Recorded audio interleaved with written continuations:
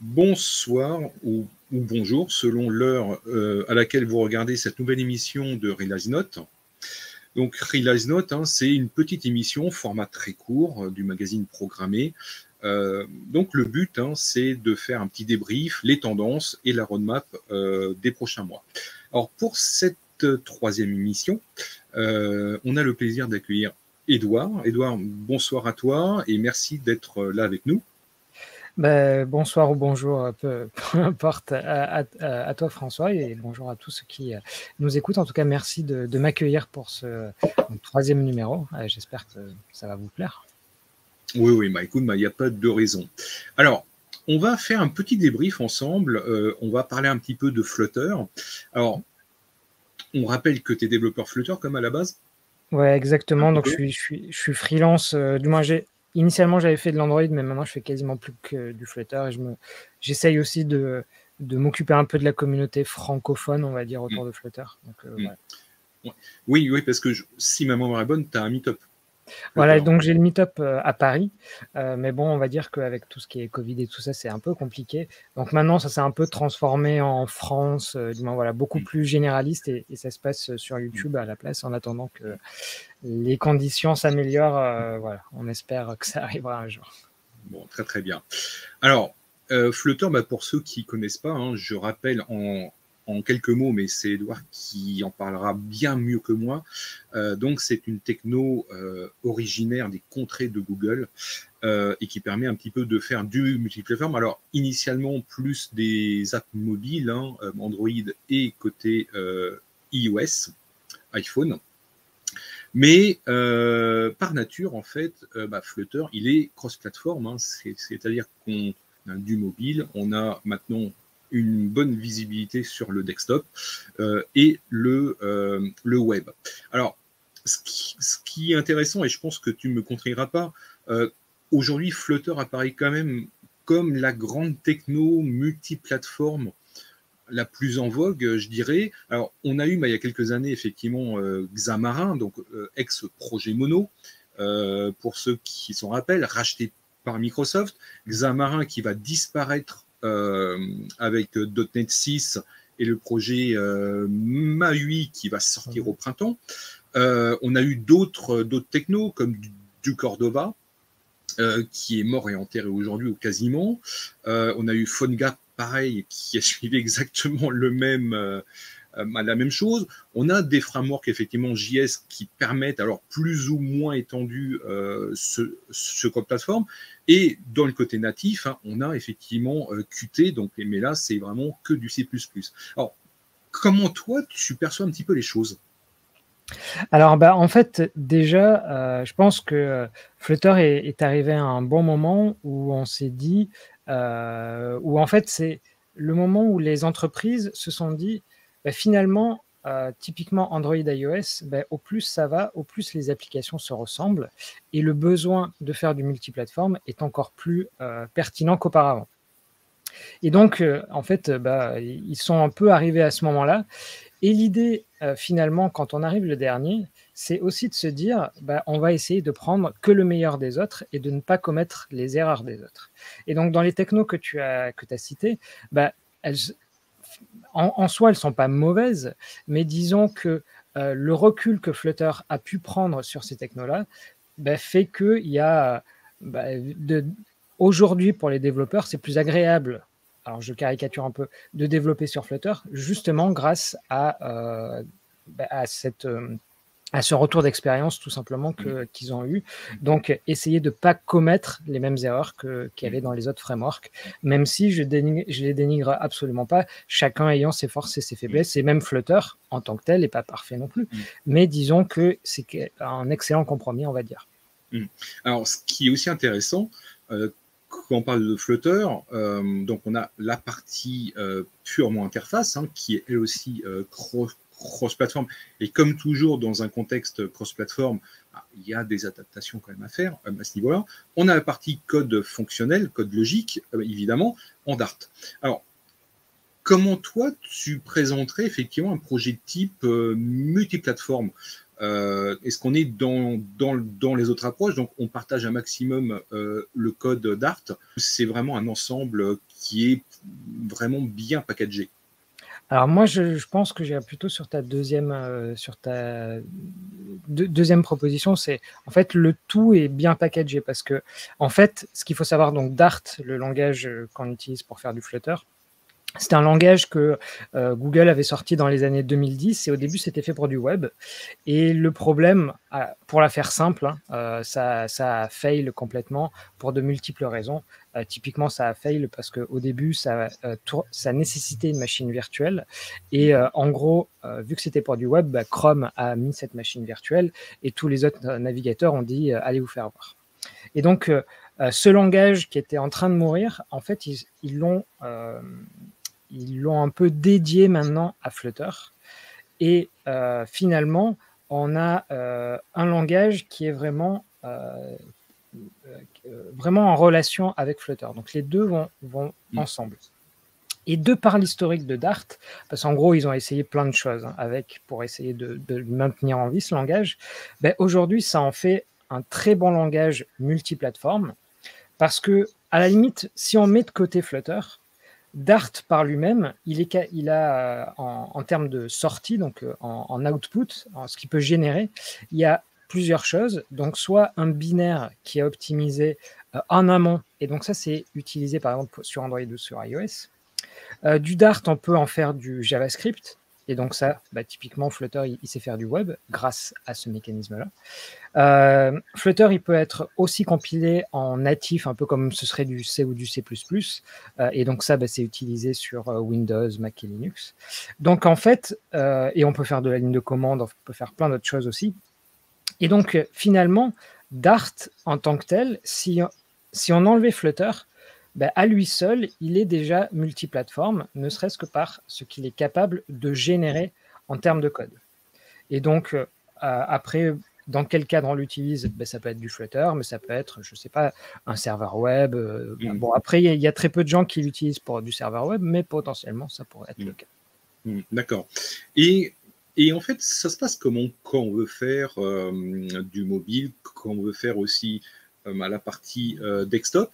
Est-ce qu'on le déclare dès le départ, quand on initie le projet, ou est-ce qu'on est capable de rattraper effectivement, mettons que je commence par du mobile, mais que je me dis, tiens, j'ai des clients où j'aurais bien étendre vers le desktop, est-ce que je suis capable, après coup, de rattraper? Alors là-dessus, il y a deux réponses. Donc, en tant que tel, lorsqu'on crée un projet Flutter ou Dart même, on indique sur quelle plateforme on veut le faire tourner. Mais ensuite, on peut rajouter des plateformes si elles manquent. Par exemple, moi, quand j'ai commencé, il n'y avait même pas Flutter Web, ça n'existait même pas. Du jour au lendemain, j'ai pu ajouter le web. Donc, il y a cette première possibilité-là qui fait dire qu'un projet, voilà, il peut tout à fait évoluer dans le temps.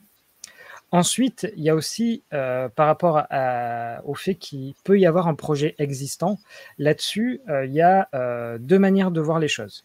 Soit quand on commence à faire du Flutter, on se dit, bon, maintenant, toute mon application, 100%, c'est que du Flutter. Soit il y a des personnes qui se disent, bon, peut-être que je vais y aller étape par étape.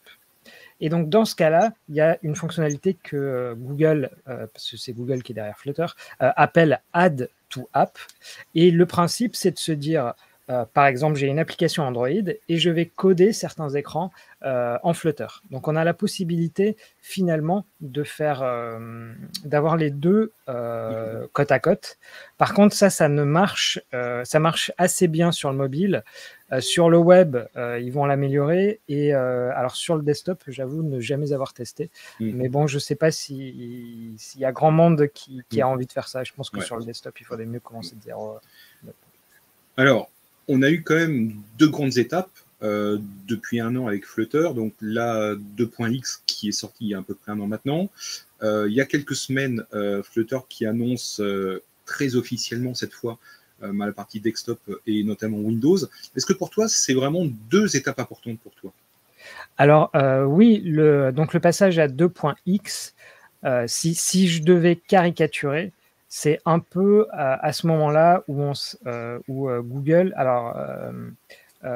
dit, voilà, ouais, je parle de Flutter 2.x, hein, parce qu'il faut faire attention, il y a des versions de Dart qui sont 2. quelque chose, et c'est deux lignes différentes.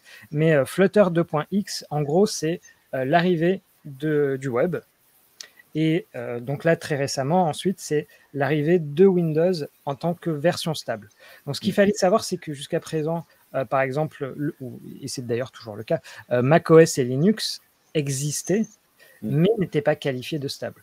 Donc voilà, c'est au final, comme tu le dis, deux grandes étapes vis-à-vis, alors du grand public, c'est quand même du grand public en termes de développement, on va dire, des faits marquants parce que ça fait venir des gens. Mais pour moi, je rajouterais quand même une étape intermédiaire. Alors là, de tête, je me souviens plus exactement de la version. C'était il y a 2 ou 3 versions par rapport au moment là où on enregistre. Mais c'était le support du null safety qui est arrivé sur Dart. Alors, ça a apporté beaucoup de mal de tête parfois pour faire la migration. Mais l'idée, c'est que désormais, Dart, c'est un langage, du moment qu'il fait de l'Android comme Kotlin, où on va devoir déclarer telle variable peut être ou non nulle, ce qui aussi permet d'éviter pas mal de bugs. Et donc, je pense qu'il y a un peu ces 3 grands moments qui permettent, et on ne va pas se cacher, Google, ils aiment bien faire ça, un peu de la com de temps en temps. Et typiquement, je pense que c'est les 3 principaux au cours des derniers mois, on va dire. Alors, ce qui est aussi intéressant, c'est qu'il y a 6-7 mois, il y a eu effectivement les gens de Canonical qui avaient dit qu'ils allaient inclure par défaut Flutter et qu'un certain nombre de logiciels seraient par défaut en Flutter sous leur distribution Linux. C'est déjà le cas en fait. Sur la dernière version du mois d'octobre, si je me souviens bien, par exemple, l'installateur, donc autant dire que c'est l'élément le principal, il a été entièrement réécrit en Flutter. Et là, il bosse aussi sur un petit outil qui permet de mettre à jour les firmware du matériel. Et lui aussi est en train de basculer en Flutter.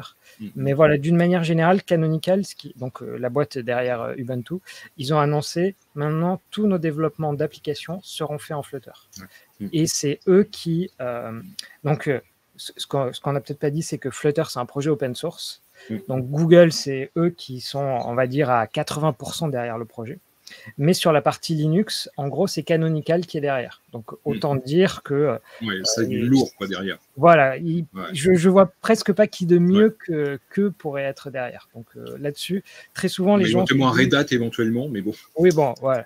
Mais non, en fait, une des critiques qu'on fait très souvent avec Flutter, c'est que Google a un peu l'habitude de tuer ses projets Stadia, des choses comme ça. C'est entièrement faux. Voilà, ce qui n'est pas très faux. Là, on l'a vu récemment avec Currents, qui était Google+, le revival de Revival. Mais bon, bref.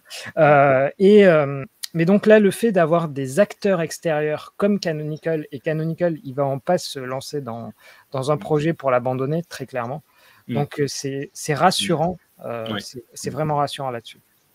Alors, moi, je pense que là où il y a une faiblesse encore au niveau des supports des plateformes, c'est sur les processeurs ARM.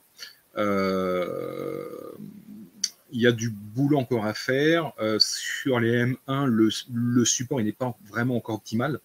Et ça, tu penses que c'est encore un gros chantier encore à venir? Alors là-dessus, ça s'est quand même pas mal amélioré.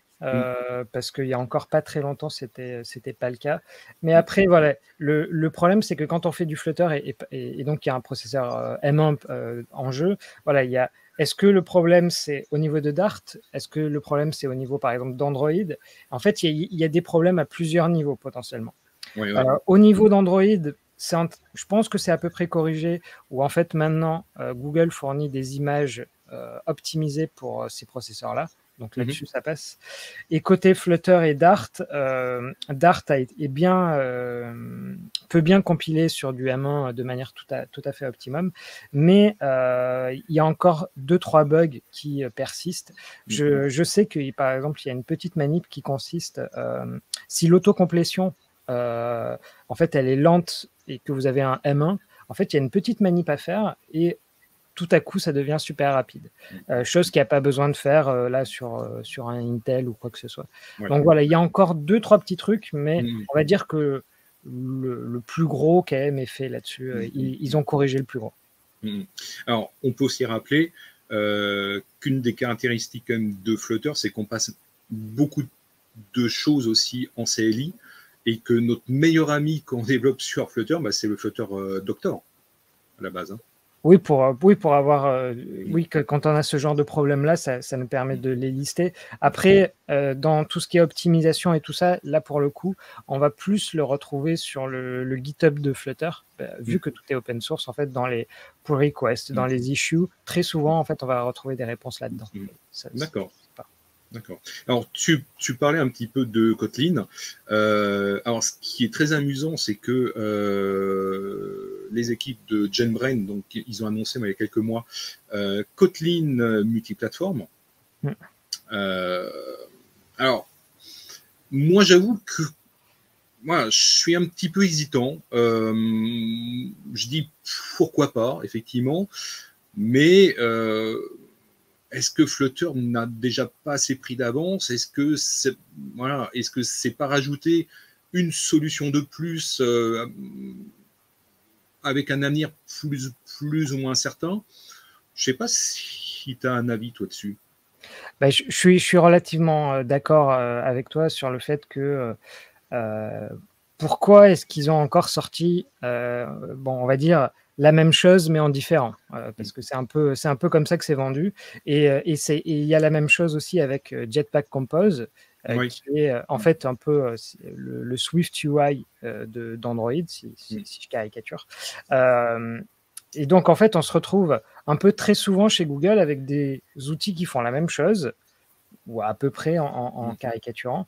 Et c'est compliqué de comprendre là où on veut en venir. Alors moi, je me souviens que pour un meet-up, on avait fait un essai, et depuis, il y a pas mal d'autres gens qui s'y sont mis aussi, de se dire, on fait la partie métier en Kotlin, parce que potentiellement, il y a peut-être même plus de compétences en interne qui savent faire du Kotlin. Et ensuite, on fait le front en Flutter. Il y a des gens qui font ça.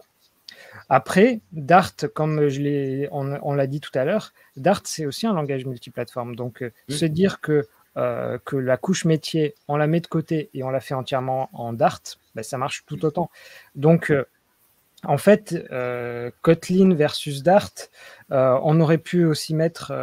disons que Kotlin multiplateforme, pour moi, c'est comme si aujourd'hui on se disait « Ah ben pourquoi est-ce qu'on ne ferait pas du C pour faire une couche métier ?» Pourquoi pas? Oui, aussi, oui. Mais voilà, mais est-ce que l'intérêt, c'est de multiplier les langages? Ben voilà, quel est le véritable intérêt de multiplier les langages? Et là-dessus, ben, pour moi, la réponse, c'est plutôt quelles sont les compétences qu'il y a en interne dans une boîte, en fait. C'est plutôt ça qui va déterminer le truc. Mais voilà, sinon, on est clairement dans le dilemme de Google. Il y a plusieurs choses qui font la même chose. Et d'un point de vue extérieur, et quand on doit commencer quelque chose, la question c'est qu'est-ce qu'il faut mieux choisir? Et il n'y a pas vraiment de réponse, quoi. C'est ça qui est embêtant. Ok. Et même en interne, en fait, en interne chez Google, c'est un projet va utiliser ce truc-là, un autre projet va utiliser un autre. Voilà, c'est un peu guéguerre, faut pas chercher. Ok, bah écoute, ce sera le mot de la fin. Merci à tout le monde de nous avoir suivis et à très bientôt pour une nouvelle émission de Release Note. Edouard, un grand merci à toi et puis à très bientôt. Merci à tous et merci à toi François. À la prochaine.